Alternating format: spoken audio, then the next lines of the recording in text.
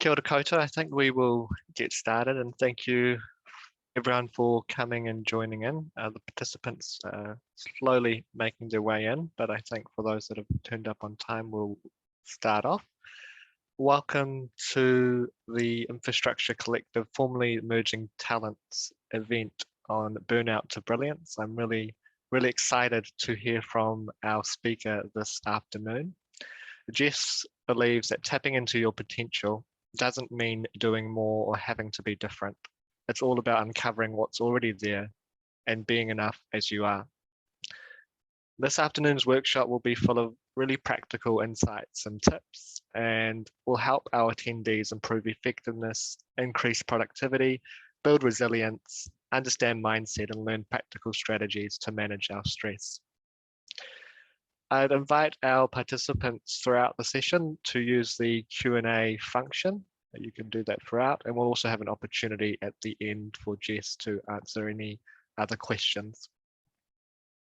So I think without further ado, I'll pass it to Jess, who will take us through her session. So please welcome Jess.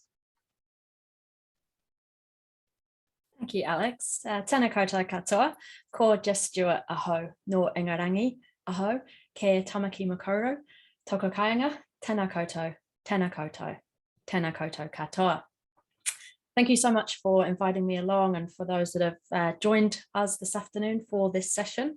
So as Alex says, please feel free to ask me questions as we go. I will leave some time for questions at the end as well. Now I'm going to share my screen and talk to a few slides today, and really start to look at, if this was a scale, how close to the end of the scale do we feel from a burnout perspective, and how do we get ourselves to the other end of the scale towards brilliance? What does that even mean? Before we go there, I'll tell you a little bit about me, why I do this, how this came to be. So my background is in human resources. I had a career in HR, originally in England, as you can tell by the accent. And then about a decade ago, I came over to New Zealand. I was working for Fonterra at the time, heading up an HR team. And that was when my own burnout occurred. I was covering far too many roles, wearing far too many hats, trying to over-deliver to prove myself. And I was also conveniently distracting myself from things that were going on in my life by throwing myself into my work. And that resulted in my burnout. And that was really the watershed moment for me. It meant that I had to look at another way of doing things. And I took some time off from my corporate HR job, and I went to teach English to Buddhist monks in northern Thailand. I also went to the Kingdom of Bhutan, who are famous for gross national happiness in place of GDP as how they measure their country's progress. And as I was learning all this stuff that I'd never had access to before, I was busy thinking how we could apply it to our modern Western world. So almost the Western people psychology that I learned in my HR career, merging with this ancient Eastern wisdom around how our minds work and how to manage our stress and how to still be our best, but without burning out in the process. And so from that, I started to write books and really pick out which bits of my HR career I enjoyed. And that was, of course, working with people and seeing people grow and develop, and how I could do that as really create a new career. So I started working for myself, coaching, book writing, conference speaking, running workshops. And that's what I do now. So 5 books along. The journey has been probably about 7 years now, I think. And the latest book, Burnout to Brilliance, is where a lot of these tips and strategies come from. So let's get stuck into it. If we were to ask ourselves the question, what does brilliance mean? I think for me, the reason I ended up with light bulbs on the front of the book cover is that it really sums up powering our brilliance. You know, we need energy to shine. When we're shining, we shine on others. It's evident when people are at their best. You know that feeling when you're around people that are performing at their peak. But of course, if we leave the light on too long, it goes off, it dies, it burns out. And that's the same with our own energy. So how do we keep ourselves sustainably powered? And when you look up the definition of brilliance in the dictionary, you get words like excellence, inspiring, talented, dazzling, intelligent, sharp, quick. When people are at their best, they're often defined as brilliant, whether that be from a performance perspective or from a cognitive function perspective, so an intellect perspective. And yet we live in a world and a society, particularly in our organizations, where we're taught the more we do, the better we'll be, the more effective we'll be, the more we'll produce, and therefore productivity will increase. And my discovery in those 10 years of my own development and working with coaching clients has been that it's often the pursuit of brilliance that leads us to burnout. We have to redefine what brilliance looks like, and we have to redefine how we get there. Because if we continue to just think the more we do, the better we'll be, we'll all come into contact with burnout, particularly in this day and age where life is just a little bit more difficult to navigate than it used to be. And so that's what the book's all about. And I'm hoping to share a few strategies and tips with you today. So brilliance in a nutshell, we're going to assume that the top part of that then is taken care of. It's a given that you will have the skills and capability in the first place. Otherwise, you wouldn't be in the job that you're in. Beyond that, beyond having the capability, there's two main factors. There's the awareness and the self-efficacy, so the belief in your capability. And then, of course, the energy or resilience to deliver on that. And that's the performance piece that we're going to dig into a little bit today. So let's start at the very end of the scale. I'm going to explain a bit of theory, then I'm going to ask you some questions, and then we'll look at how to apply some of that theory, some of the practical strategies you can take away from this session. So before we look at the scale, the different ends of burnout to brilliance, where are you right now? So if you were to check in and do an audit, how full is your cup? Is it a quarter full, half full, or 3/4, or maybe even you've just come off the back of some leave and your cup is full, you're ready to go? If you were a mobile phone and you had the little battery icon in the corner, what would the number next to it be? Would it say 80%, or would the little red light be on because it's 10% or less? What's your energy like at the moment? And feel free to drop some comments in the chat. I'd love to know some numbers. We always have a wide spread. Anywhere from 10% to 90% is common in these sessions. And the beauty of this is it's a really simple exercise that we can do with ourselves or with our teams anytime. And this changes throughout the day, right? Sometimes we're at 80% and then by afternoon we're at 20 because of what's happened in the day, or vice versa. And when you think about this as a mobile phone, we would never dream of leaving the house without a charge pack if our mobile phone was showing 10% or less as a battery, because we know it would stop working. And yet we do it with ourselves all the time. So we've got some 60%, some 80%. 42 is very specific. I like that. 30, yeah. And you might be able to kind of figure out that, oh, I know why that is. Oh, it's because I've just come off the back of a tough week, or there's stuff happening in my personal life, or I'm just a bit over the pandemic. There's often reasons behind that, but the awareness is the first thing, right? Because when we know where we're at, we know what we need. And that's something we'll come on to as part of this session. So where you're at, whether that's a number or have a feeling of how full your cup is, keep that in mind, because we're going to revisit that as we go through this afternoon's session. And thank you for those that shared their audit figures with us. So if our cup is empty, if we are on 0% battery, if we're right at the bottom of that scale, what does it look like? What does it feel like? What are some of the warning signs that we can look out for, not just in ourselves, but in others as well? Because sometimes this is more difficult to notice in ourselves. So when we're at burnout, there are different stages, different levels. And I think all of us have experienced those first two, stages 1 and 2, where we're just a little bit low in energy, we feel overwhelmed, we're struggling to focus. And normally it's because we're working long hours, or we find we're too busy to take breaks. I think that's quite common. But as it gets more severe, it gets more serious. And it's good to point out at this stage, of course, that burnout is not just about the quantity of what we do. We tend to associate burnout with working long hours. And that's certainly the most common place this comes from. But burnout can also be a loss of control and autonomy. It can be doing things without meaning and purpose, burns us out. So it's about the quality of what we do as well as the quantity.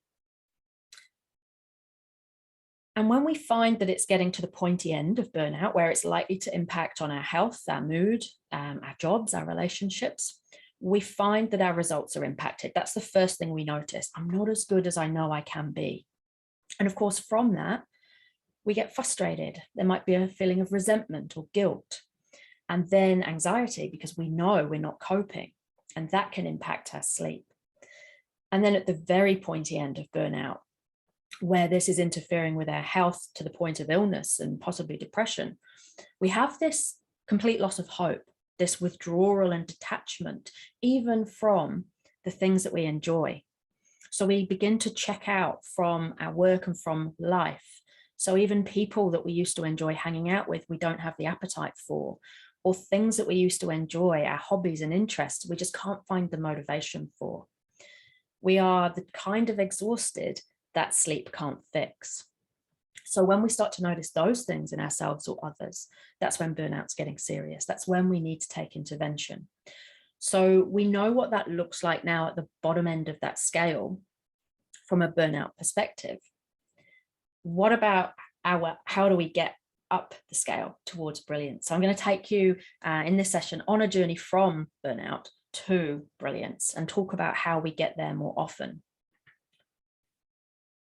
And that has to start with why so many of us encounter burnout these days. And I think our attachment to busyness is one of the major driving factors. So we have a world that glorifies busy. You know, we wear busyness as a badge of honor a lot of the time, particularly in our workplaces. People assume that if we're busy, we're successful, we're valued, we're needed. And of course, being busy has the advantage that it keeps our minds off our problems. So we generally throw ourselves into wanting to do everything well or over deliver, do more, get it perfect. And this busyness treadmill that we find ourselves on can often be what ends us up at a place of burnout. And so busyness is okay to a point. From a performance perspective, the more we do, the more we produce. So that makes sense from a quantity mindset. So along the bottom axis there, you'll see the quantity. But this mindset of more is always better only works up until a point. And this is the tipping point at which we end up in burnout. So the quantity of what we do will help us perform. And to a point, it'll be a good performance. The stuff that we're turning out will be effective. And that's that quality axis. And of course, when you hit that tipping point, it's at that point that any more quantity will negatively impact the quality of what we're doing. And this is where we have to distinguish our relationship with busyness. More is not always better from a performance perspective. So we perform up until a point, and then any extra quantity that we're doing impacts our quality in the fact that it goes down to a point where we hit burnout. And for those that have been there, you know that when you're burned out, your quality is out the window. It's long gone. You're lucky if you can get out of bed, let alone do any of the stuff that's on your to-do list.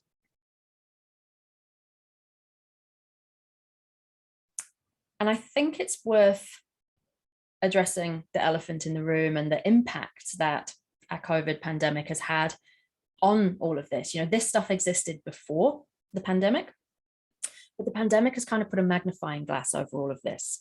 So we are now doing all of this amid so much change and uncertainty, managing restrictions that were only ever supposed to be temporary 2 years on, more than 2 years on. And I often liken it to walking at altitude. You know, when you see the mountaineers on Everest, they've got oxygen masks and they're putting one foot in front of the other really slowly because even walking is difficult when the air is thin. And I think we've all experienced that as part of our pandemic. You know, there was a time that even leaving the house was difficult because we had to remember all the things. Have I got my Vax pass? Is my phone charged? Can I scan in? Have I got a mask? Even going to the supermarket was difficult. And that's a little bit like life at the moment. So one of the things I think we need to be aware of for ourselves and others is that there's nothing normal about our new normal. The hybrid working situations that we've created, again, were only ever supposed to be temporary. We've had working from home structures that have suited some and been really hard for others. We've had a change to our routines and structure. We've had a loss of freedom and autonomy. We've also had the difficulty of potentially having family overseas who we haven't seen for the longest time, or missing out on big events, whether that be births, marriages, and deaths as well. And of course, the long impact that that has on our mental well-being. So you overlay this busyness with the change and uncertainty and the challenges that COVID-19 has brought about. And it's not surprising that some of us don't feel okay right now. I think that is the most normal part of our new normal. And so a starting point with this is to meet ourselves where we're at. So if we're on a 42% battery or an 80% or a 30%, when we do that check-in and that audit, meet yourself where you're at and know that just because you're capable of brilliance doesn't necessarily mean you're going to be brilliant every day, particularly in light of COVID-19. And I know there's a lot of people, and some of you may be on the call, who have had COVID and are still experiencing loss of energy, brain fog, some of the after effects weeks down the track. So you're not going to be brilliant with all of that stuff going on. So sometimes we need to back off and meet ourselves where we're at and know that, okay, today I can only do this and this well, because all of this has to wait until next week when I'm feeling better. So one of the first things is acknowledging where we're at and then accepting that. And that might be that we're all systems go and we've got a green smiley face and full of energy and the battery is 80% plus, or it might be that actually I'm having an off day today. There are seasons to our soul, and sometimes we have to run with them and know when we're going to be at our best. And of course, this works every day throughout the 24-hour day pattern. There will be some people that work really well in the morning and others that really don't come alive until after lunch. So when you know your rhythms, you can meet yourself where you're at, know when to expect brilliance, and know when you need to back off a little. And we'll talk a little bit more about that as we go through.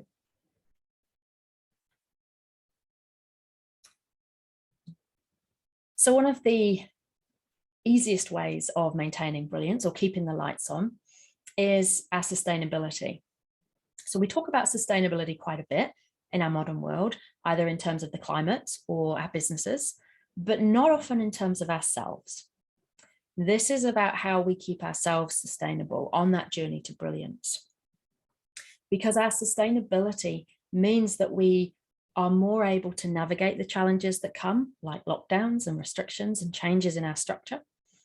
We are more likely to be able to meet ourselves where we're at and quickly able to recover and hit brilliance more often. So I liken this a little bit to when we're on a long car journey, when we're doing road trips. When that fuel gauge comes on in the car, and of course, because we're talking sustainability, it's an EV in the example, we wouldn't dream of carrying on past a fuel station. We would always stop, pull over, refuel. Even though it adds time onto our journey, we know that it helps us get to the destination. And so it's a little bit like applying that to ourselves. When our inner fuel gauge light comes on, gives us that warning of you need to pull over, you need to refuel. It's what gets us to our destination. It's what keeps us sustainable. And yet so often we just drive past that fuel station and go, well, I haven't got time for that now. I'm too busy and I can do that later. Or we think it's a bit of a luxury and nice to have, so we don't prioritize it. And I'm often saying to the organizations I work with, self-care isn't in your job descriptions, but it should be, because it's what powers us to do everything else. Rather than seeing this as a luxury item, a nice to have, when we start to see this as critical and the foundation from which we build, this stuff is critical for me to do anything else that's on my to-do list. And I avoided it for too long. I used to see it as a nice to have, a luxury item, the kind of stuff that you do when you're on your annual leave. And of course, in the midst of the busyness, you never got time to take annual leave. And so it was always something that was in the future, gonna happen, gonna happen, gonna happen. And then of course I burned out, and then it had to happen because nothing else could. And it's changed my relationship with this stuff now. So I'd like to get an idea from those that are on the call. What does sustainability mean to you? What do you do to refuel? So kind of like the equivalent of plugging your phone in to charge. When you plug yourself into charge, what are you doing that gives you more energy? So for me, it's meditation, it's yoga. For other people, it's a 10K run. We're all different, but I'd love for you to drop some ideas in the chat, because you'll help inspire other people on the call, because they'll see something that you do and think, oh, that's right, I used to do that a lot. I used to play golf and I haven't done for ages. Or actually, yeah, I used to go for a massage once a month, but that stopped because of COVID, and I haven't had one for a year. So what is it that you do for your self-care, to build your energy reserves, to refuel, to recharge? Drop some notes in the chat. Yeah, going offline and reading a book. I love that. Offline, or whatever you do when you're offline, just going offline is a great start, right? To give the brain a break. The gym. Yeah, that's a really good balance, Jessica. The gym and reading book, active and relaxing. Good combination. Swimming. Yeah. Going for a walk on the beach. Yeah, that's definitely one of mine, Samantha, as well. Yeah. Fishing. Nice. And fishing can have the added advantage, you know, you're by the water, but you're also providing sometimes for your family, depending on how successful that fishing trip is. Yeah, nice. And when we read or watch TV, we are escaping to another world, which can refuel us, but we're also sometimes learning something as well. And learning is a great way of refueling. Dancing, love that. Thanks, Tal. Yeah. And whether we dance to a track or just put our favorite track on, music can impact our mood. It can change our state, whether it's amping us up to go and deliver a presentation, or calming us down because it's Saturday night and we're not going out, we're just putting our feet up because we're exhausted. Naps, Alex, love that. Yep, I'm a big fan of afternoon naps. And culturally, like in ancient cultures, siestas and things like that have been a thing for that very reason. It refuels the tank. Yeah, and Alex, you mentioned catching up with friends as well, and that's a great one. So social connection is such an important part of our well-being. And we have certain people in our lives, whether that's friends or family, that fill our cup. Hanging out with them just makes us feel good. And of course, we have people in our life sometimes that do the opposite and drain our cup. So knowing where you're at battery-wise can help you decide who you do and don't want to hang out with over the weekends. Fabulous. So we also, as well as music, we have creative pursuits. So that might be creating art, creating music, cooking. It's tapping into hobbies and interests where we can create or just be ourselves or be with ourselves. Can be critical in this space too, can also really help our sustainability. It's almost like a bank account that we pay into over time.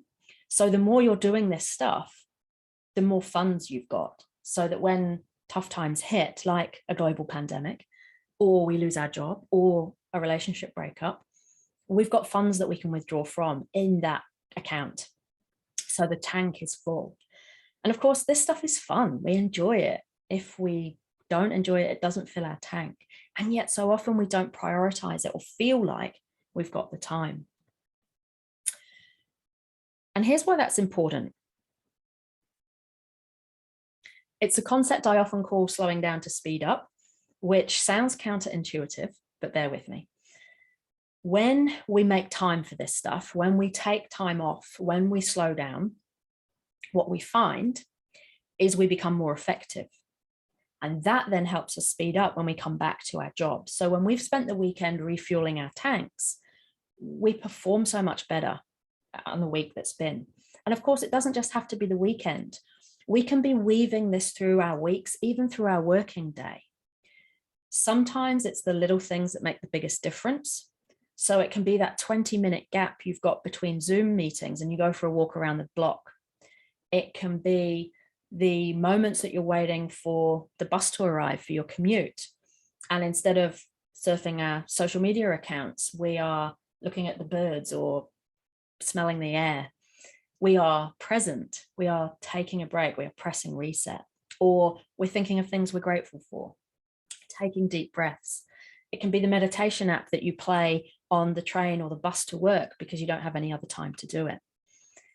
It can be these little moments, these pauses in our day that re-energize us and give us the opportunity to perform at our peak later on in the day because we've refueled as we've gone.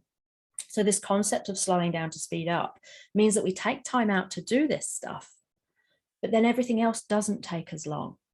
Because what that means is if we're fully functioning at our best, because we're rested and refreshed and that tank is full, what that means is we make less mistakes.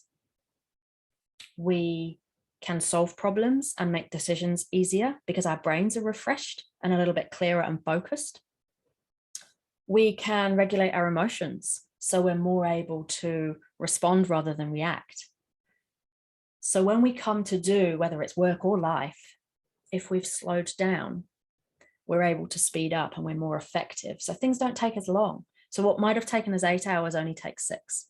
So can you see how this concept of slowing down to speed up means we get to the destination?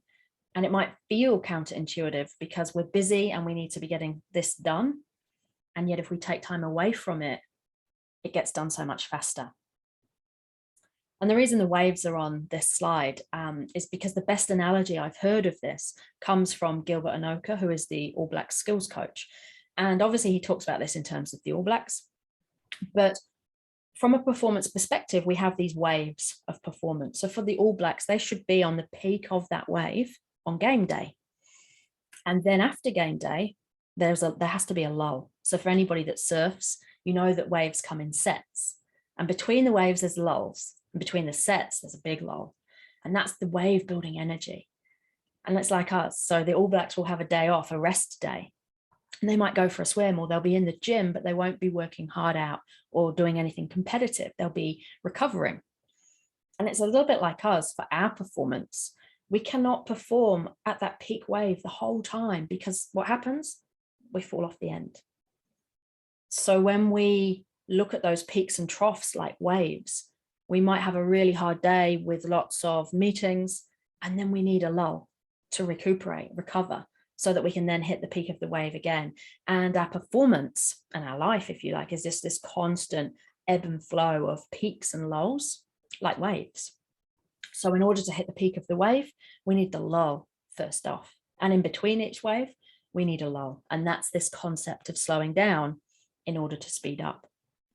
And of course, by slowing down, it's a lot of the stuff that you've mentioned on the chat that you do, or maybe stuff that you've remembered you used to do, but you haven't had time for of late, or it's just fallen by the wayside because of our loss of routine and structure during the global pandemic.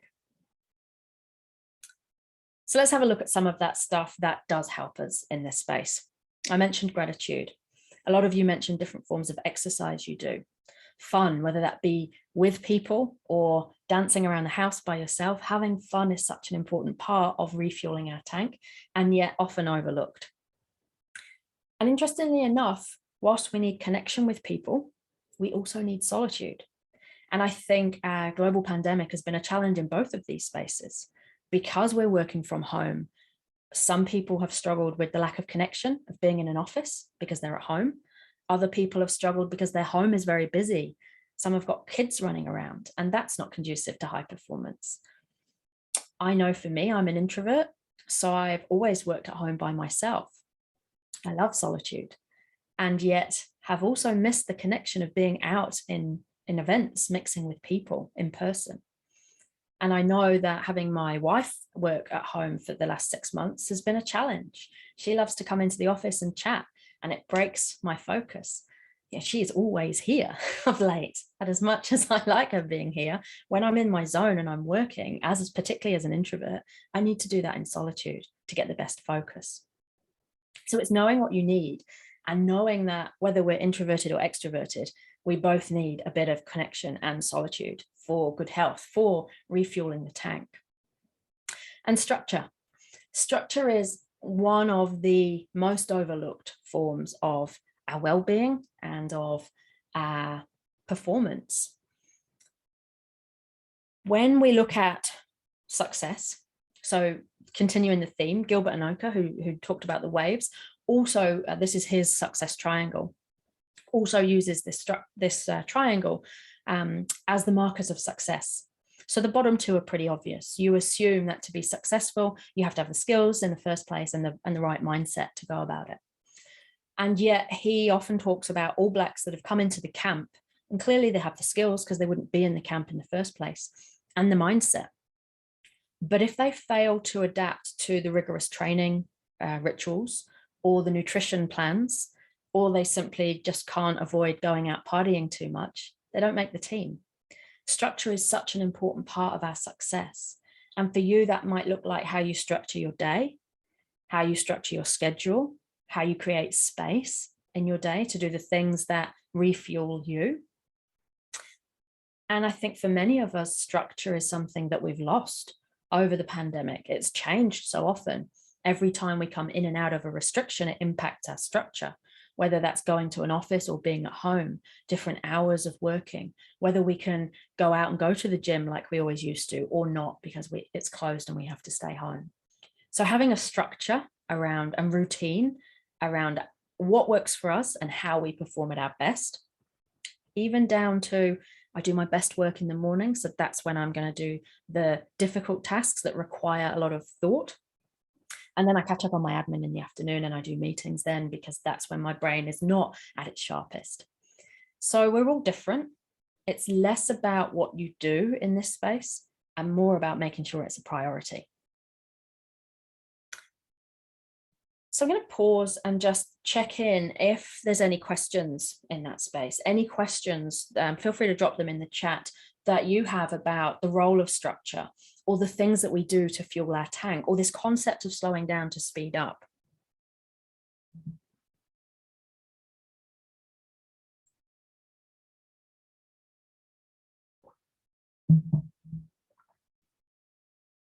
So feel free to drop any in the chat. And of course, we'll have some time for questions at the end as well.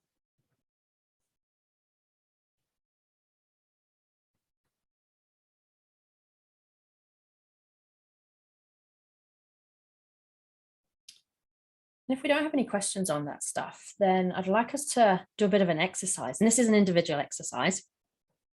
And it's one that really helps increase our awareness of where we're at on this scale of burnout to brilliance and really links back into that energy audit piece. So when we talked about burnout, we talked about that's kind of the red light. It stops us in our tracks. And from a performance perspective, it's not how we get the best out of ourselves. The green light, however, the opposite end of that scale, when we're on green, we're at our best, we can perform, things just feel easier. So for those that have been close to burnout, you know what red feels like. And we also know what it feels like to be at green, you know, those times that we are at our best and everything's humming. So red and green, you know, we're well versed at traffic lights in this current climate. Red and green, we kind of know. But there's this bit in between that we often ignore. And it's important because it's like our inner fuel light coming on. This amber zone is often the warning signs that we've slipped from green and are heading towards red. And again, we're all different.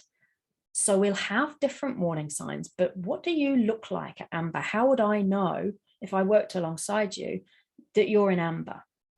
I know for me, I have this twitchy thing in my eye. It's like a muscle spasm and it feels really obvious, like everyone must be able to see it, but they can't. I get a sore throat and I notice that I'm tired, even though I sleep well. I notice that I'm still tired when I wake up.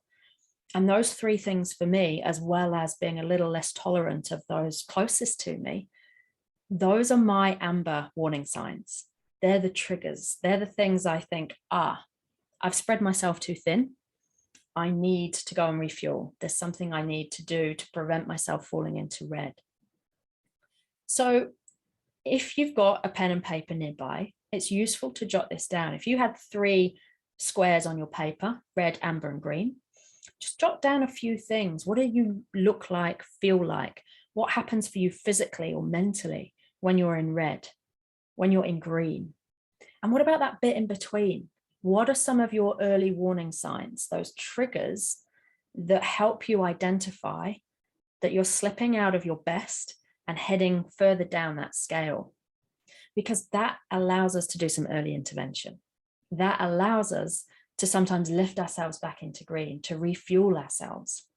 And of course, this can be because of external factors, big life events, or we get sick, or we lose our job, or we get hit by a global pandemic.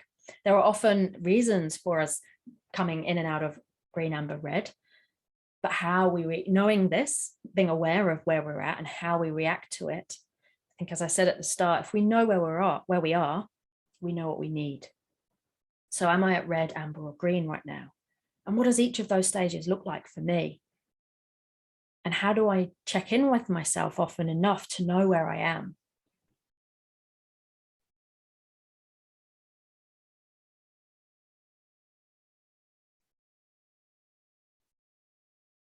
So we've got a couple of questions on the chat here.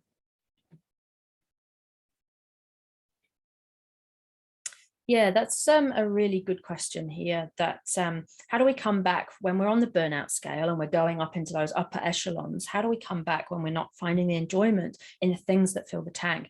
And when we're at those really extreme ends of the burnout scale, we find that everything is hard. So saying go to yoga or go for a spa or book a weekend away, you're like, I literally can't get out of bed. So none of those things are possible. So it's about meeting yourself where you're at. It's about starting slow, because what we're doing when we're starting slow. So for me, after my burnout, I spent about 2 weeks in bed because I couldn't do anything. I didn't want to do anything. But what that did is it gave me the rest and the recovery to start the ball rolling. So start really small, start with the stuff you can do. And what that does is it starts to refuel the energy, and the battery might only go from 0 to 10%, but that 10% then allows you to do something else that gets it to 20, to 30. And then all of a sudden you've got the energy to then do those things that will help fuel your tank. But you're right, it's such a good question. Start small when you're at those really pointy ends of burnout, because that's all you'll be able to do, all you'll feel like doing. And you've got to make it realistic, right? Otherwise, it won't make a difference. We'll just be stuck in this cycle. Yeah, getting back the structure and forming habits. Some of the best advice in this space comes from James Clear. So anybody that's read his book, Atomic Habits, it's a fabulous book. And he has some really good practical advice. Even his blog is fabulous. Really good practical advice around how to form good habits and how to break bad ones. So I think all of us have picked up some bad habits, particularly in lockdown, but as part of the pandemic, we're working from home. So maybe we're eating more because the pantry's just there. Maybe we're wearing our pajamas too often and not showering as much as we used to because we're at home and we can get away with it. Maybe we're doing too much Zooming and that's fatiguing us. Maybe we are not doing as much exercise as we used to because we used to do that when we were at work. Or maybe we're not catching up with friends as much because we've just got out of the habit of going out and about. So again, with everything, awareness is the first key. What have I lost? What structures do I need to gain? What habits are good in this space? How do I form those good habits and get rid of some of the bad ones? And some of the tips that James Clear talks about is the law of least effort, making the bad habits harder. So biscuits are my weakness. If I have them in the house, I eat them by the packet. I can't just do one. So I don't buy them. It's the law of least effort, right? 9 o'clock on a Friday night, I am not going to get in the car and go to the supermarket to buy them. But if they're in the cupboard, I'll eat the whole packet. And similarly with the good habits, how do we make good habits easier to do? So if we're thinking of starting a gym practice, if we leave the kit in the car, it's one less thing one less excuse not to go. If we do it on the way home from work rather than coming home and getting comfortable, we're more likely to make it a regular practice. So yeah, James Clear, check him out and his blog, great advice on how to form good habits. And I think it's just reflecting on, okay, what's changed for me, particularly since the pandemic, because all of our structures went out of the window and we've had to form new ones. So there'll be some good things about that we want to keep, but then there'll have been some things we've lost that we want to get back. So working out what that looks like for you.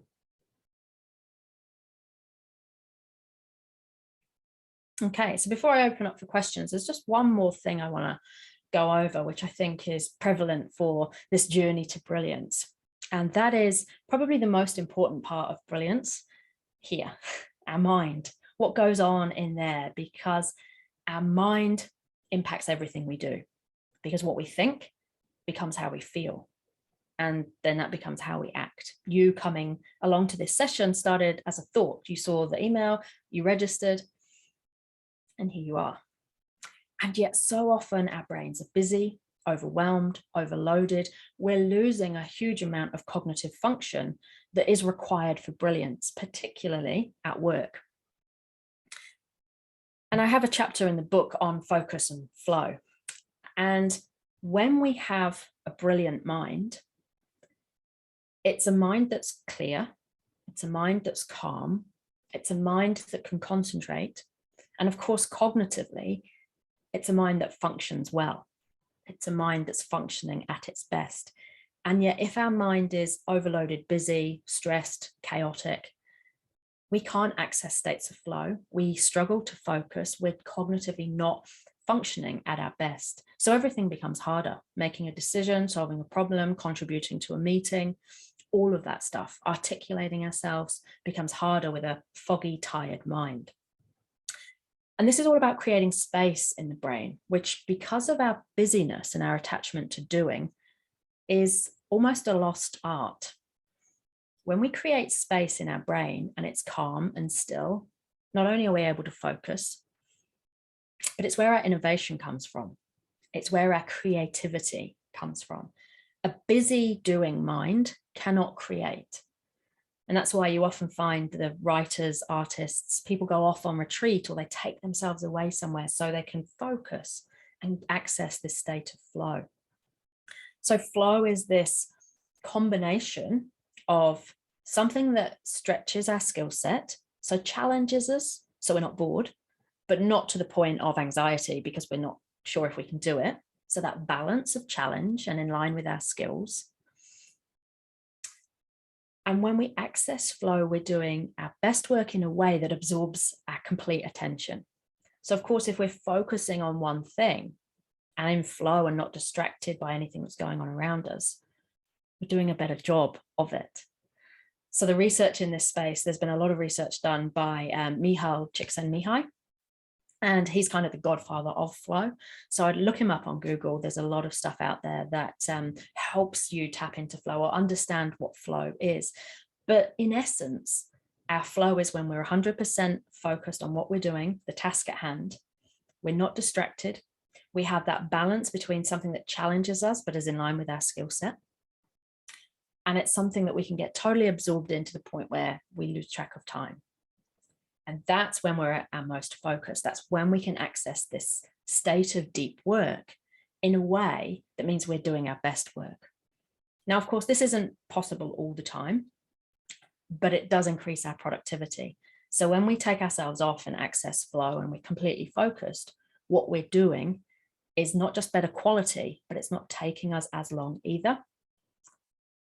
So the studies that they've done in this space, there was a 10-year McKinsey study done on flow. And that's the research, the outcome of that research suggested that basically if you spent the whole of Monday working in a flow state, you would have done as much as everybody else does the whole week. You could take the rest of the week off and still have achieved the same amount. Such is the increase in productivity that was experienced. So a clear, calm mind can focus, is cognitively more functioning, can access a flow state. And so it's conducive to brilliance and to us performing at our best. And it's all about creating space in the brain for this. So some of those things that we talked about that help refuel our tank also press reset on the brain, in our mind. So it's a little bit like when it's been raining, which I think it's about to for those in Auckland a lot tonight. If you scoop up water from a puddle, it's all murky and muddy in the glass, a bit like our overloaded, busy brains. But if you sit that glass on a table, you find that the sediment all sinks to the bottom, and then the water is clear that sits on top. And when we rest our minds, when we give ourselves space, when we go offline, It's the same thing. Our thoughts subside, and the space that's created is where we innovate, is where we access calm, is where we can focus. So sometimes I'll take myself off for a day in the week or half a day, and I'll go kayaking. Or in the winter, I love a sauna. I find the dark, warm space conducive to having my best ideas for some crazy reason. And to anyone from the outside, it looks like I'm having a day off, right? It looks like I'm not working. Yet from an impact perspective, that's where some of my best ideas come from. So when we stop and rest our brains and give ourselves thinking space, it looks like we're doing nothing. But from an impact perspective, a performance perspective, it can be the best thing we've done all week. So yes, resting our brain has impacts from a wellness perspective, but we often overlook the impact it has from a performance perspective. So find some time in your schedule for thinking space. And this isn't time off. This is you doing a critical part of your job because it's where you solve problems, make decisions, or come up with your best ideas. So I'm conscious of time. We've got 10 minutes left. And I want to open up for some questions that anybody has got. But in summary, what we've touched on as part of this session is this concept of slowing down to speed up, how we remain a sustainable resource, knowing our triggers in that amber zone, knowing what we need to refuel ourselves, how we structure our schedule, and how we make space, not just in that schedule, but in our minds as well. So all of this comes from the Burnout to Brilliance book, in all bookshops across New Zealand, also available on the website. You can follow me on the social media channels. There's blogs, there's videos, there's a lot of free content to access. There is a white paper as well on Burnout to Brilliance that you can download for free off the website. So a heap of resources out there for those where you're thinking now, yep, this has piqued my interest. This is something that I want to find out more about. Go to the website, heaps of stuff you can tap into. The blog has got some interesting articles that delve into this a bit deeper as well. But for now, I'd love to open up for some questions. I'd love to know what resonated for you, what questions you have. And I think that we're probably all set to mute. So the chat function or the Q&A box might be the best place to go in terms of questions you have for me.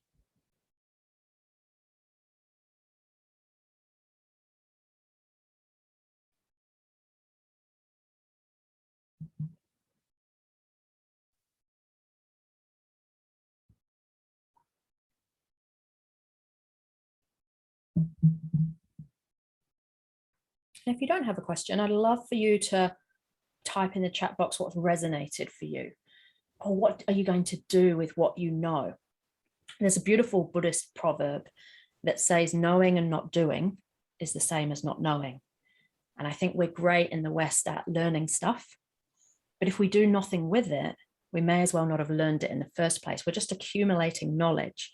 But if we don't do anything with that knowledge, nothing changes in our life. So what is it that you're going to do with what you know? What's resonated for you today?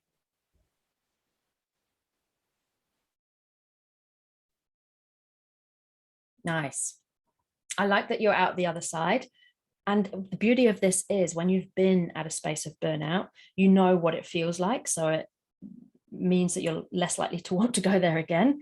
But you also know the signs, right? You know those warning signs and those triggers in hindsight to look out for next time around. So having been through this, you know, we learn from that experience. So it can be positive in that space. Yeah, this is a great one, Samantha. I work for myself, so of course it's easy for me to take time off. How can you get management to view this as something that you need to help with productivity? And I think it's exactly that. You've answered the question within your question. It's talking to your team, your managers about what makes you productive. And that can mean many different things. So a lot of teams will have offsites, and they'll go offsite and they'll have lunch so that they can connect, and then they'll do something fun.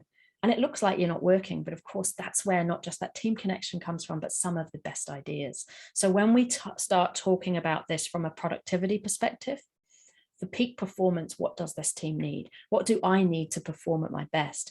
We're not saying to our boss, I need half a day off for kayaking. It's like I'm scheduling thinking time in my diary because it's where I have my best ideas. Or there's a particular problem that I'm solving at the moment, and I'm actually going to take myself off and do some work on that and access that creative space in my brain that will more likely give me the answer. And there's not many bosses that are going to turn around and say, well, I'd rather you didn't do that. Of course, they want you to do the work. It's just helping them understand how you do your best work and what you need to get there. Yeah, prioritizing time is so important yet so difficult.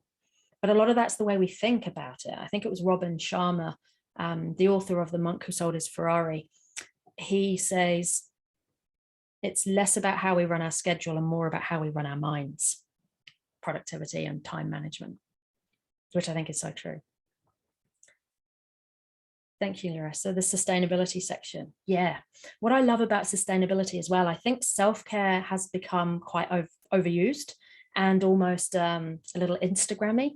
So when we talk about it at work, it doesn't sound as serious, but sustainability totally does. And of course, that's how we perform at our peak. Can you climb out of burnout without taking time off work? Depends what stage you're at. If it's the lower end of that scale, sometimes yes, because we have peaks and troughs in our work. So if we've had a busy period at work and then it kind of lulls, but certainly not if we're at those latter ends of that scale. So if we are further on in that burnout space, then even a weekend isn't going to fix it. We need more intervention, and it's a combination of time off, particularly if work is busy, but also some of those self-management strategies, the things that we do, more structure, better habits, and refueling of the tank.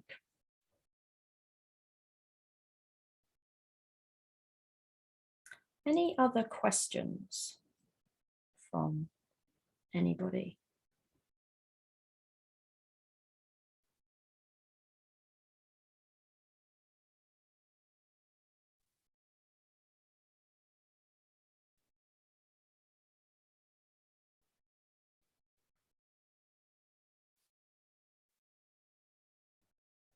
Kia ora, Jess. I thought I would just take myself off mute and just while we wait, if there's any last questions, I just really want to say a massive thank you for this afternoon session. I've been busy writing notes because, as you said, knowing and not doing is the same as not doing, and there's definitely a lot to take out, and I'm pretty sure a lot of our attendees would say the same.